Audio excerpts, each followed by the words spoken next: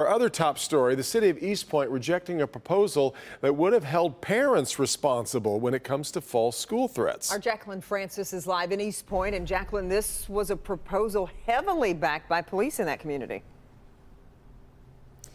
It was. This is something the police chief was really pulling for, as he said his entire detective staff has been tied up at one point or another because of these false threats. But not all is lost, as he plans to reintroduce the ordinance in the near future.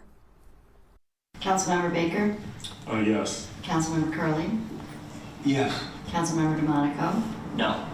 Mayor Pro Tem Lucido? No. In a 2-2 vote, the ordinance that would hold parents financially responsible for kids making false threats failed.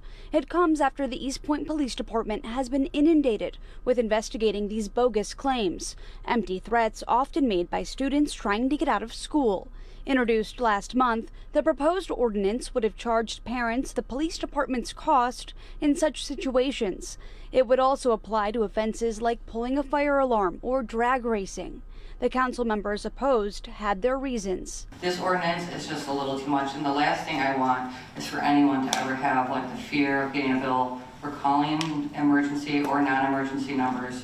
I know sometimes, people abuse it and things like that, but our residents do pay taxes for those services, and we should be providing them. The police chief disappointed by the decision after explaining to council just how much manpower these investigations require. When someone's making a false bomb threat or attempting to shoot up the school or blow up the school, that deploys our entire detective bureau and all our officers for several hours, even for days.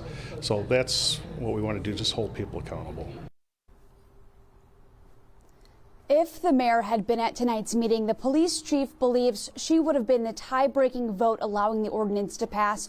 For that reason, he plans to put the ordinance before council again in the coming weeks. Reporting live in Eastpointe, Jacqueline Francis, Local 4.